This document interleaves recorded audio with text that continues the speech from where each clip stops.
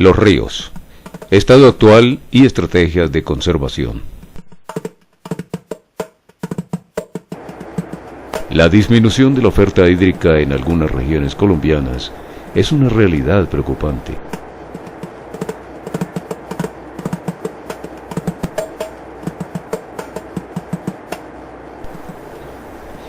La ruptura de los ciclos biológicos de las especies de los ríos y sus áreas adyacentes son resultado del aprovechamiento incontrolado de los recursos hídricos, el cual incide directamente en la calidad de vida de los asentamientos humanos y en su desarrollo socioeconómico. El manejo inadecuado de las tierras en la zona de páramo colombiano causa una alteración significativa en la regulación natural de los caudales, lo cual agrava el problema y reduce la oferta hídrica para los procesos productivos y la preservación del ecosistema. Al destruirse la vegetación nativa del páramo total o parcialmente, con la plantación de especies exóticas dentro del mismo, se origina una competencia por regionalismo entre vegetación natural e introducida que lleva al deterioro en las relaciones naturales ecosistémicas. La diversidad florística en sectores de páramo ha sido alterada con la plantación de especies como el pino pátula en sitios que antes eran ocupados por algunas especies naturales de singular belleza como la doradilla. Un factor que incide en los cambios observados en los páramos colombianos, que no favorece sus funciones ecosistémicas y que dificulta su recuperación, es la tradición de quema para el establecimiento de cultivos de papa. En algunas áreas agrícolas abandonadas, la vegetación es regenerada con sucesiones naturales tempranas, en las que aparecen especies menores que con el tiempo pueden llegar a alcanzar relaciones ecosistémicas estables.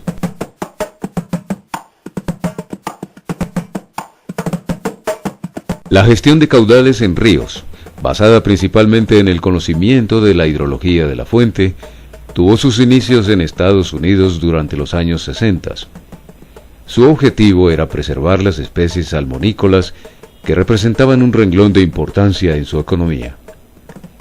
La gestión de caudales se extendió en más de 40 países, entre los que se encuentran Canadá, Portugal, España, Brasil, Chile y recientemente Colombia.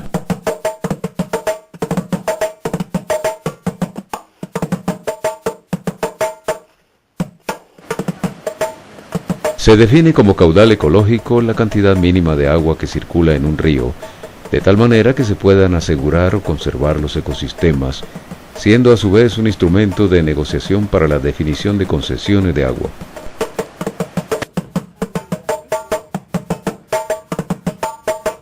En la actualidad existen más de 150 métodos para definir los caudales ecológicos. Estos se clasifican en tres grandes grupos. Métodos hidrológicos. Métodos que utilizan características hidráulicas y de caudal. Y métodos que utilizan la relación hábitat y caudal. En el presente, comienzan a surgir los métodos holísticos, en los que se involucra gran variedad de disciplinas.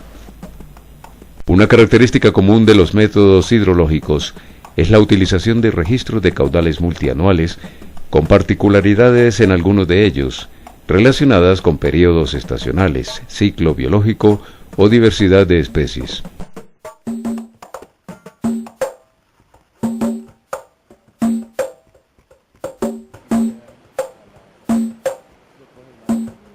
El segundo grupo de métodos utilizados para determinar el caudal ecológico son las características hidráulicas y de caudal, en donde se involucran otras variables, como son el tipo de sustrato, la profundidad y el perímetro mojado.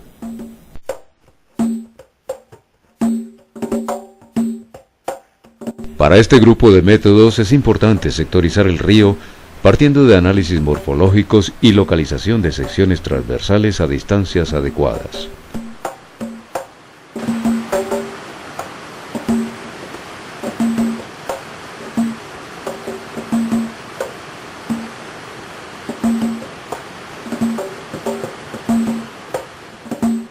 Los criterios para elegir la distancia entre secciones son la clasificación del tipo de flujo, las características determinadas por el paisaje, la pendiente longitudinal del cauce y el material del lecho.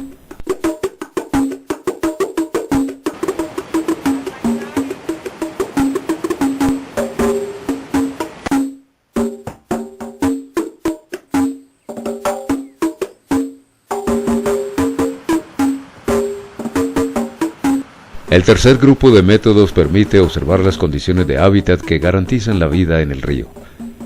A las anteriores variables se realizan análisis de simulación de caudales en celdas, siendo el método IFIM el más difundido actualmente en el mundo y a partir del cual se han generado otros métodos y paquetes sistemáticos para la simulación.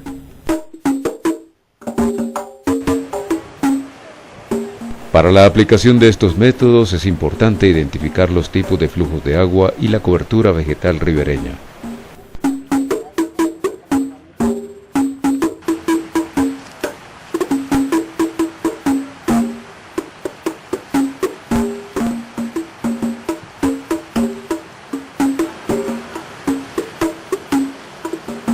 En flujos rápidos, es recomendable tomar muestras de fitoplancton y zooplancton con redes en forma de conos.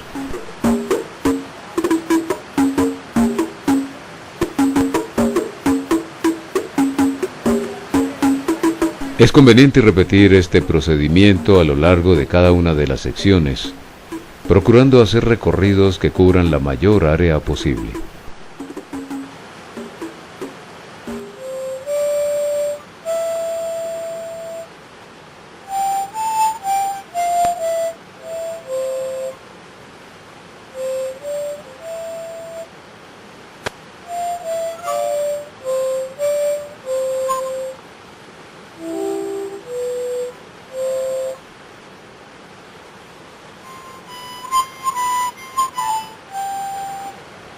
En los flujos de agua denominados tablas, pueden capturarse macroinvertebrados con redes. Es apropiado que el recorrido por la sección del río se realice a velocidad constante y en zigzag, frotando las superficies a fin de tomar muestras aleatorias, las cuales serán rotuladas para su posterior clasificación en el laboratorio.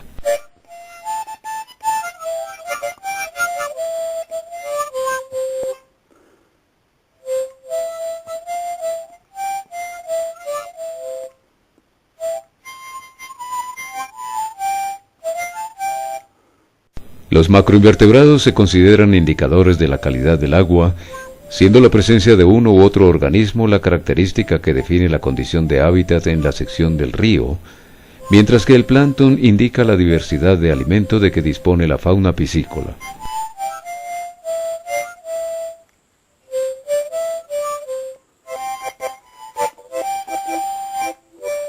Los métodos recientemente utilizados para determinar caudales ecológicos se basan en conceptos integrales denominados holísticos, que involucran varias ópticas articuladas y complementadas entre sí. Su alcance va más allá del río considerando áreas circundantes, posición geomorfológica, cobertura vegetal y morfología de los suelos, a fin de observar en detalle el entorno ecosistémico y su influencia en factores de temperatura, luminosidad, capacidad de regulación hídrica y producción de biomasa, elementos influyentes en la calidad de hábitat.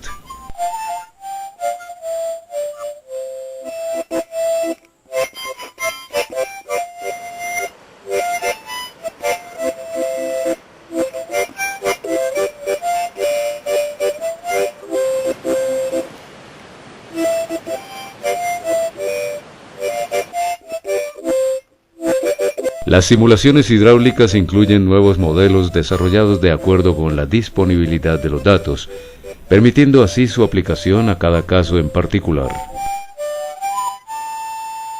Los índices de hábitat se estiman a partir de la velocidad, la profundidad y el sustrato, siendo un parámetro importante en la simulación hidráulica el nivel de superficie libre o profundidad de referencia.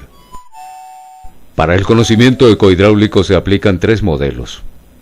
El STGQ, que utiliza un método estadístico común, bilogarítmico, donde intervienen variables de profundidad efectiva y caudal. El segundo modelo es el MANSQ, válido para régimen de flujo uniforme, determinado por la rugosidad y la pendiente longitudinal. Y el modelo WSP, utilizado para flujo gradualmente variado. Es necesario medir las velocidades del flujo en cada sección. Esta a su vez se subdivide en 18 o 20 celdas en las que se consideran características particulares de hábitat.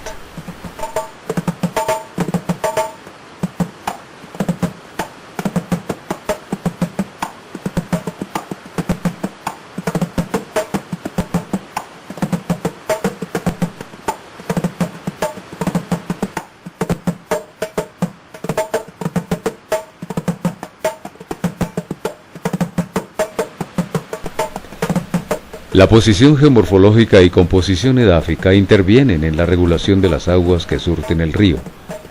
Por ello es necesario aplicar pruebas físicas para medir la velocidad del agua en el sentido lateral, haciendo uso del permeámetro de disco para determinar los movimientos de agua en su entorno, tomando en consideración la cobertura vegetal y el uso a lo largo y ancho de la ribera del río.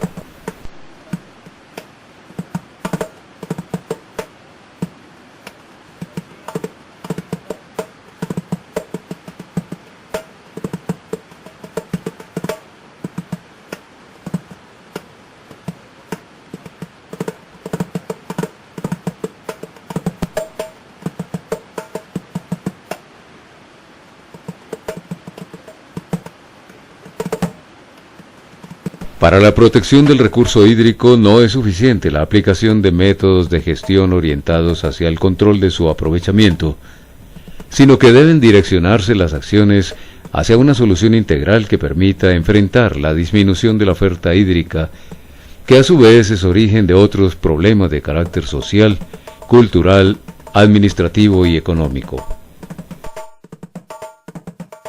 Se requiere la participación de la comunidad para la concertación de soluciones a los problemas de desertificación que se vislumbran a futuro, así como los riesgos ambientales causados por la contaminación de aguas superficiales.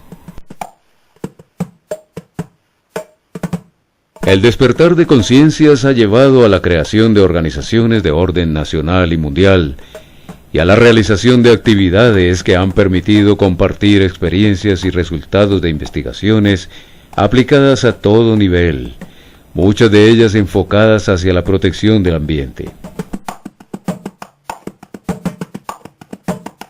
Esta es una actitud que se debe mantener para el bienestar general y como oportunidad de vida para las generaciones futuras.